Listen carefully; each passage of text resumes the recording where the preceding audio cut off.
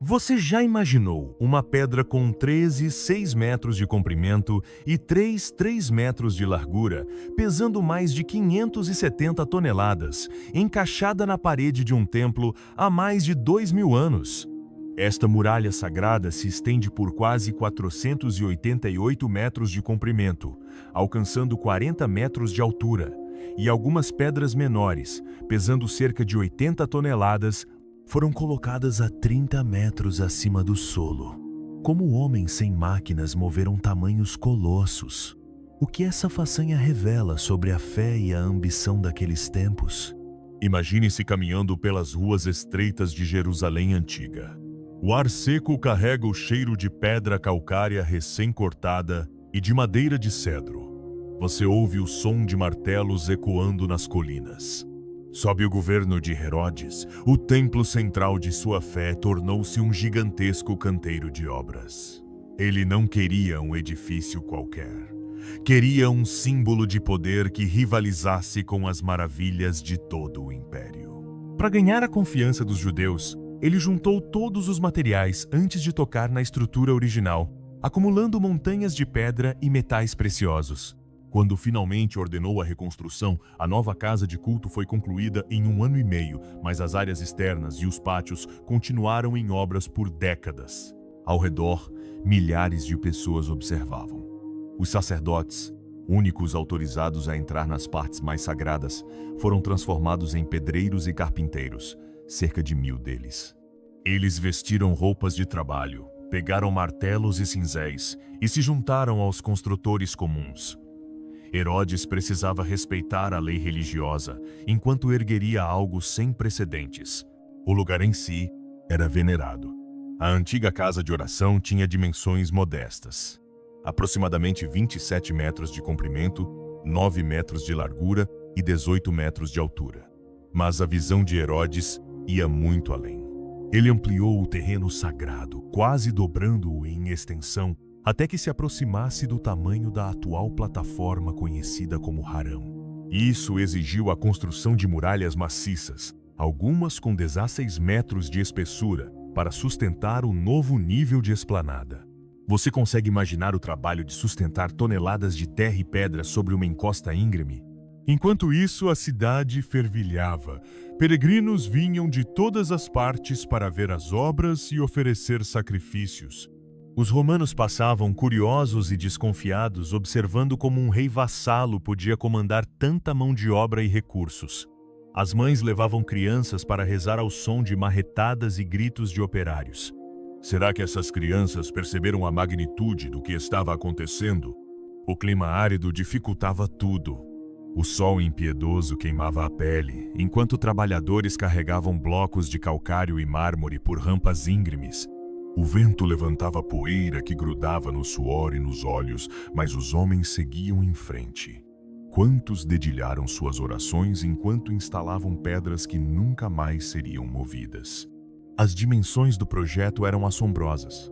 A parede ocidental, que se tornaria um dos locais mais sagrados da Terra, se estenderia por quase 488 metros de comprimento e cerca de 40 metros de altura, sendo que 19 metros ficariam visíveis sobre o solo. Cada bloco de pedra seria cuidadosamente esculpido e marcado para o seu lugar. Sabendo que as pessoas daquela época não possuíam guindastes modernos, você consegue imaginar a logística de coordenar milhares de trabalhadores, animais e sacerdotes em perfeita harmonia? Você pode ver o movimento frenético. Centenas de homens riscam linhas na rocha com cinzéis, enquanto outros batem madeiras secas em fissuras esculpidas ao redor de enormes blocos de calcário. Em seguida, despejam água sobre essas madeiras, que incham e exercem uma pressão absurda, separando a pedra do leito de rocha. Você já viu uma árvore partir uma calçada? É o mesmo princípio. A natureza sendo usada como alavanca.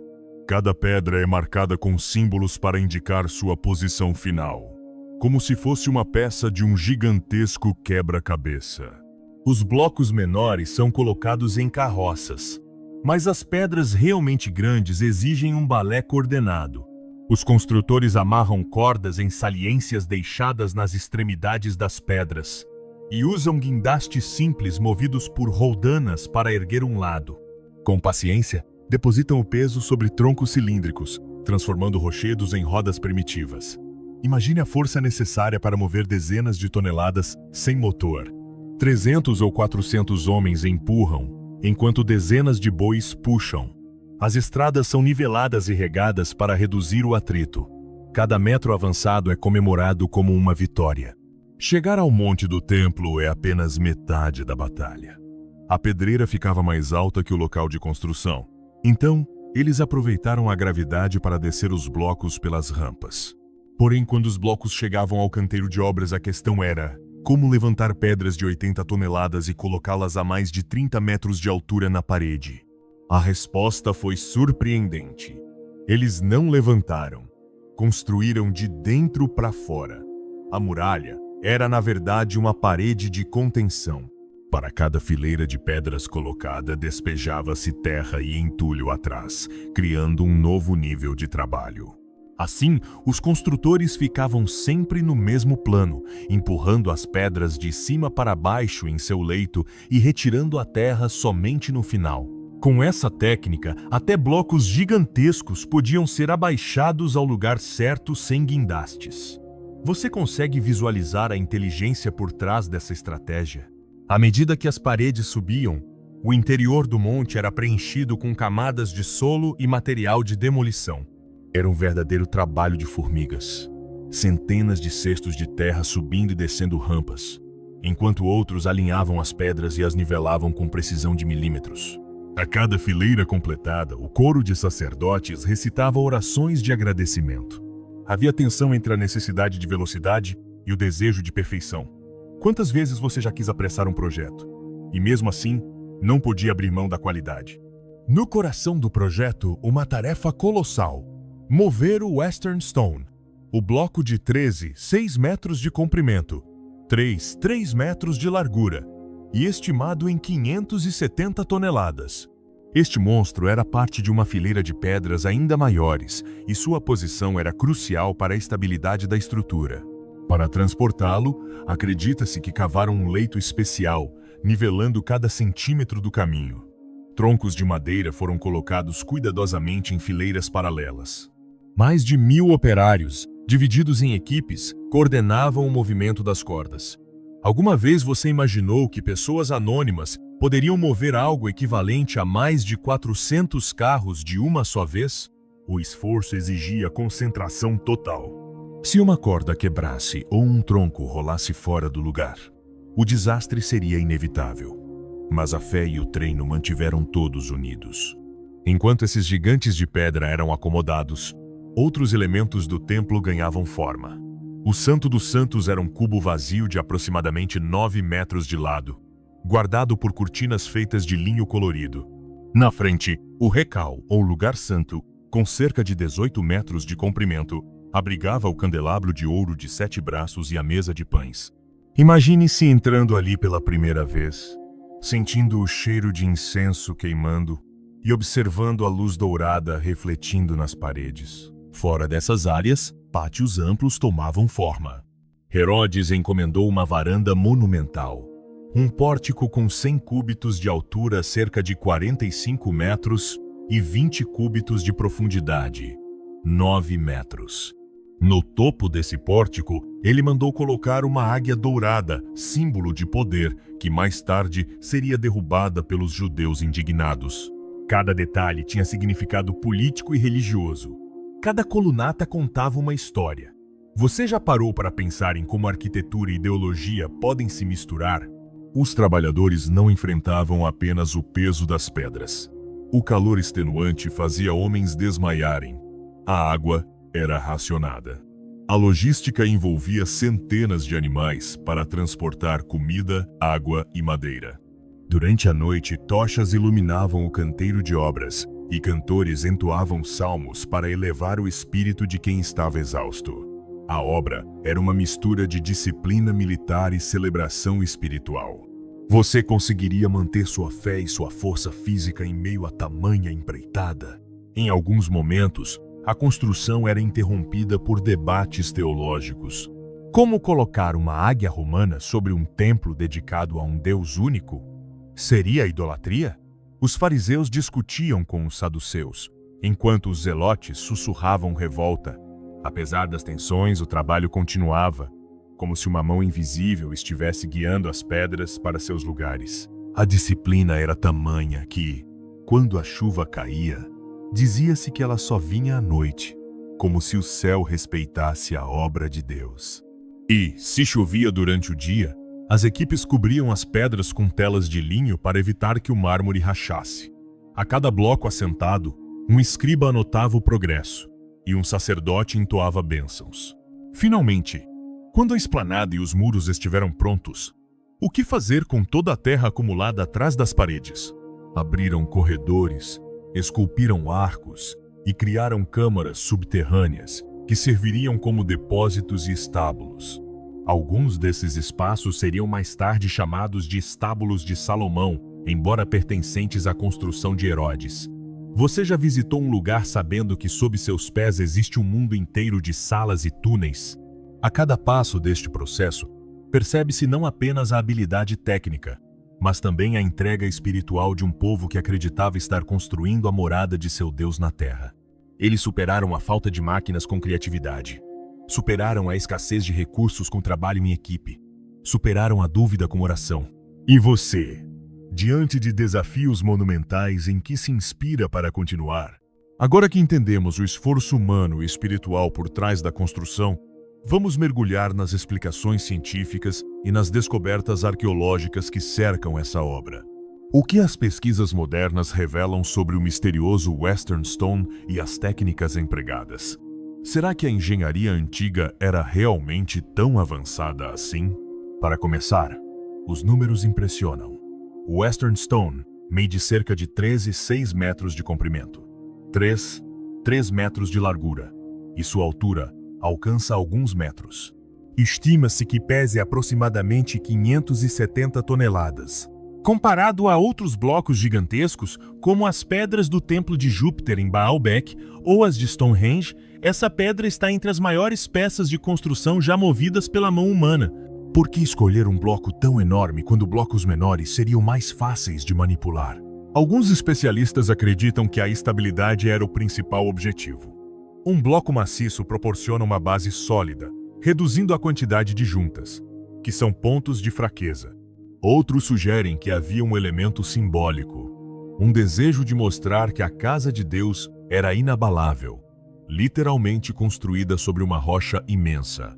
A composição da pedra nos dá pistas.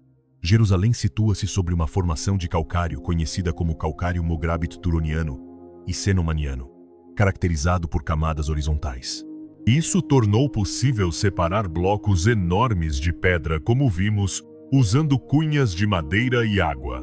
Ao saturar as cunhas, a madeira inchava e exercia força lateral suficiente para romper a rocha ao longo das camadas naturais. Em experimentos modernos, engenheiros demonstraram que esse método pode gerar pressões de várias toneladas, permitindo extrair blocos muito maiores do que se poderia imaginar. Você pensaria que uma tecnologia tão simples poderia mover montanhas? Outro mistério reside na origem exata do bloco. O guia palestino Abu Shamsi, citado em reportagens, afirma que a pedra poderia fazer parte de um hipódromo ou anfiteatro romano e não do templo. Ele argumenta que nenhum texto antigo menciona uma pedra de tamanho tão descomunal no templo, e que outras estruturas da região também exigiam bases maciças. Arqueólogos israelenses, no entanto, defendem que a pedra está alinhada com o restante da muralha de contenção do templo, seguindo o padrão de construção herodiano. Quem está certo?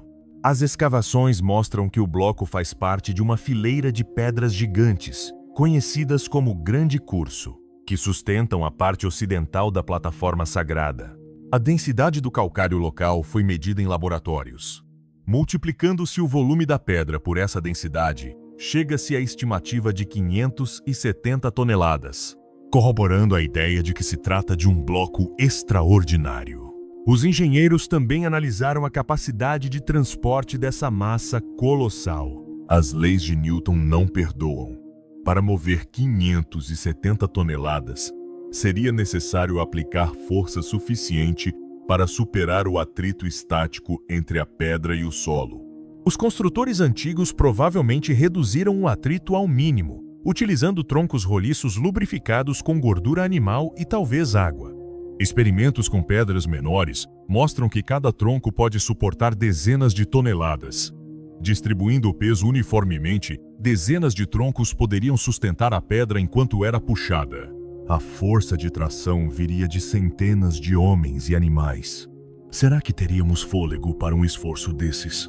A estrutura da muralha oferece indícios adicionais. Os pedreiros usavam fileiras alternadas de pedras que se projetavam e se retraíam levemente. Essa técnica, descrita no Talmud, permitia que o reboco aderisse melhor e criava um efeito visual de ondas do mar. Era uma mistura de função e estética. A parede não apenas sustentava toneladas de terra, mas também impressionava aqueles que a contemplavam. Imagina-se o contraste entre o calcário branco e o mármore verde azulado, tal como mencionado pelos sábios, oferecendo um brilho distinto sob o sol do Oriente. Outro aspecto investigado é a variação nas pedras. Nem todas pesavam centenas de toneladas. Muitas, com peso de algumas dezenas de toneladas, serviam como amarras internas que atravessavam a largura da parede, garantindo a coesão estrutural. Quando os romanos destruíram o templo, algumas dessas pedras foram encontradas no chão, demonstrando como a força do impacto as lançou para baixo. Esse registro arqueológico mostra que a engenharia era robusta, mas não indestrutível. As escavações modernas descobriram 45 fiadas de pedras na parede ocidental, das quais 28 estão expostas e 17 permanecem enterradas. Cada fiada foi cuidadosamente alinhada, e a base da parede está ancorada em rocha sólida. Algumas pedras apresentam marcas de pedreiro, inscrições que indicam equipes de construção ou instruções de posicionamento. Pesquisadores analisaram a argamassa usada entre algumas pedras e encontraram um tipo de cal rico em pozolana, um cimento natural que endurece com o tempo. Isso explica por que a parede resistiu a terremotos e à erosão por tantos séculos. E as provas literárias? O historiador judeu Flávio Joséfo e o Evangelho de João mencionam que a construção durou quase meio século antes de estar pronta. Joséfo também relata que Herodes empregou 1000 sacerdotes como artesãos, pois somente eles podiam trabalhar nas partes sagradas sem violar a lei. O Mishnah e o Talmud fornecem detalhes sobre a disposição das câmaras, os pátios e os elementos decorativos, como a videira de ouro pendurada sobre a entrada do templo. A arqueologia confirma em parte essas descrições, mas também revela adaptações. Por exemplo, a ampliação da área para quase 6 estádios de perímetro e a construção de arcos e túneis subterrâneos. Você já imaginou como seria caminhar por esses túneis, sabendo que estão sustentando milhares de toneladas acima de sua cabeça? Uma descoberta intrigante é que algumas pedras da muralha ainda possuem orelhas, protuberâncias deixadas propositadamente para amarrar cordas. Elas foram deixadas intactas em alguns blocos, oferecendo aos arqueólogos pistas diretas de como as pedras eram manipuladas. Um pedaço da parede, preservado intencionalmente com a orelha, serve como um manual de instruções em pedra. Quais outras dicas sobre a tecnologia antiga ainda estão escondidas sob a terra? Por fim, vale refletir sobre as divergências contemporâneas. Em um lugar onde religião, política e ciência se entrelaçam, cada descoberta se torna um campo de debate. Alguns veem o Western Stone como prova da grandiosidade do Segundo Templo. Outros o consideram parte de um passado romano. Ainda há quem pense que a pedra nunca foi parte de uma construção sagrada, mas sim de uma estrutura defensiva. A verdade pode estar nas camadas de poeira e na sombra das pedras. Ou talvez esteja na imaginação daqueles que contemplam a muralha hoje. O que você acha? Seria possível que a maior pedra do templo seja, na verdade, uma peça de um quebra-cabeça maior que ainda não entendemos? Enquanto contemplamos essas paredes milenares, não podemos deixar de nos perguntar: o que realmente permanece? Toda a grandiosidade de Herodes, todos os blocos de calcário perfeitamente talhados, todos os pórticos dourados, foram reduzidos a ruínas quando as legiões romanas invadiram Jerusalém. Algumas das pedras de 80 toneladas foram arrancadas e jogadas ao vale, onde ainda podem ser vistas hoje. O templo, repleto de ouro e mármore, foi consumido pelo fogo. Apenas a muralha ocidental resistiu, silenciosa testemunha de sonhos e tragédias. O que essa destruição nos ensina sobre as obras humanas e a vontade divina? Para o povo judeu, a perda do templo significou mais do que a ruína de um edifício. Foi uma ruptura espiritual. O Talmud afirma que o segundo templo carecia da Shekinah, a presença divina, e do Espírito Santo, que estavam no primeiro. Por mais impressionante que fosse em beleza e engenharia, ele teria sido vazio de glória. Será que a ausência da presença divina condenou o templo à destruição? Ou foi o orgulho humano que preparou o caminho para a queda? Em qualquer caso, a história nos lembra que edificações majestosas sem verdade espiritual são como castelos de areia. Contudo, a muralha ocidental, ou Muro das Lamentações, tornou-se o símbolo da persistência da fé. Estendendo-se por quase 488 metros e com cerca de 40 metros de altura, dos quais 19 ficam expostos, esta parede é o ponto mais próximo do antigo Santo dos Santos acessível hoje. Milhões de pessoas colocam suas orações nas fissuras entre as pedras, confiando que suas palavras viajarão diretamente ao céu. Pode parecer paradoxal. A ruína de um templo se transformou em um lugar de esperança. Mas não é assim na vida? Às vezes, das nossas maiores perdas, nascem os mais profundos encontros com a fé. E que lições pessoais tiramos? Primeiro, a humildade. Herodes buscou controlar sua imagem e ganhar favores erguendo um templo grandioso. Entretanto, sua motivação política e vaidade deixaram o edifício vazio de essência. Quantas vezes nós também construímos templos na nossa vida? Carreiras, projetos, status, com o objetivo de impressionar os outros. E quantas vezes nos esquecemos de preencher esses templos com amor, justiça e misericórdia? Jesus, segundo os evangelhos, profetizou que o templo seria destruído e prometeu reconstruí-lo em 3 dias, referindo-se não a um prédio, mas ao seu corpo e à comunidade de fé. Ele nos lembra que o verdadeiro templo não é de pedra, mas de pessoas e princípios. Segundo, a perseverança. Construir e manter o templo exigiu décadas de trabalho persistente. Homens e mulheres dedicaram suas vidas a carregar pedras, recitar salmos, cozinhar para os trabalhadores. Embora a obra material tenha sido destruída, a dedicação deles não foi em vão. Ela serviu como exemplo de disciplina e colaboração. Em nossas próprias jornadas, persistimos mesmo quando não vemos os resultados imediatos? Ou desistimos quando as dificuldades parecem intransponíveis? A obra do templo ensina que a perseverança, quando alinhada com valores corretos, constrói legados duradouros. Terceiro, a fé e a presença divina. Os textos rabínicos dizem que, apesar da beleza do templo, ele não continha a Shekinah. Isso nos leva a refletir sobre a importância de buscar a presença de Deus em nossas vidas, e não apenas dar aparência de religiosidade. É fácil frequentar templos, participar de rituais e ainda assim viver sem compaixão. A fé viva exige humildade, amor e justiça. Sem isso, até a estrutura mais bela pode se tornar vazia. Onde está o seu templo interior? Ele está cheio de luz ou vazio? Outra lição vem da destruição em si. Quando os romanos queimaram o templo, eles provaram que nenhuma obra humana é eterna.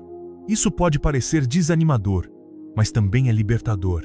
Não precisamos carregar o peso de sermos perfeitos ou de alcançar grandeza aos olhos do mundo. O que importa é o que permanece no coração de Deus. Justiça, misericórdia, fé. Um muro de pedras pode cair. Uma oração sincera ecoa pela eternidade. Como Jesus questionou: de que vale ganhar o mundo inteiro e perder a alma? A persistência do muro ocidental nos lembra da importância da memória e da esperança. Para os judeus, ele é um ponto de encontro entre o passado e o futuro, um local onde o luto se transforma em oração e a perdem esperança. Ao ver pessoas de diferentes nações tocando aquelas pedras e deixando bilhetes, sentimos que, independentemente de nossa cultura, ansiamos por algo maior do que nós. Você já escreveu uma oração e a deixou em algum lugar especial, esperando que Deus a leia? Finalmente, a história do Templo de Herodes nos ensina sobre comunidade. 1000 sacerdotes e milhares de trabalhadores de todas as classes se uniram para realizar um propósito comum. Eles combinaram talentos, dividiram responsabilidades e confiaram uns nos outros. Em um mundo cada vez mais dividido, lembrar desse senso de comunidade é essencial. Talvez não sejamos chamados a mover uma pedra de 570 toneladas, mas cada um de nós pode carregar um pedaço da carga do outro, com empatia, amor e solidariedade. Ao refletir sobre essas lições, pense nos templos que você está construindo na sua vida. Eles têm fundamentos sólidos? Estão cheios de presença divina ou vazios? Suas obras são motivadas por amor ou por vaidade? Em cada pedra assentada, em cada oração murmurada, temos a chance de transformar nossos esforços efêmeros em algo eterno. Que possamos construir, não só com força, mas com fé. Não apenas para impressionar, mas para honrar. E que quando nossas próprias paredes forem provadas, continuemos a encontrar esperança nas ruínas. Ao olhar para a muralha restante do templo, vemos mais do que pedra e poeira. Vemos o testemunho da fragilidade e da força humanas. Herodes ergueu um monumento para sua glória, mas o tempo e a guerra mostraram que somente o que é alicerçado no coração de Deus permanece. O que você está construindo em sua vida? As suas obras vão resistir às tempestades ou desmoronar como paredes queimadas? Nossa jornada pelo Templo de Herodes nos mostrou que a sabedoria antiga era incrível, mas também que sem a presença de Deus, as pedras podem perder o sentido. Ao terminar este vídeo, convido você a refletir. Em quais áreas você precisa substituir orgulho por humildade? Em que projetos você precisa buscar a mão divina, em vez de confiar apenas na sua força? Aproveite este momento para entregar suas preocupações e sonhos a Deus. Se essa história tocou o seu coração, deixe um comentário com a frase "Deus é minha provisão" ou "Eu creio". Compartilhe este vídeo com alguém que precisa ser lembrado de que a verdadeira grandeza está na fé, não na fama. Inscreva-se no canal para não perder as próximas narrativas épicas, onde continuaremos explorando as maravilhas bíblicas com um olhar científico e espiritual. E falando em próximas histórias, você já se perguntou o que aconteceu com o tesouro de Salomão? Ou como uma arca coberta de ouro pôde derrubar exércitos inteiros? No próximo vídeo, vamos mergulhar nos segredos da Arca da Aliança e desvendar seu mistério. Você não vai querer perder. Obrigado por caminhar conosco entre pedras antigas e orações eternas.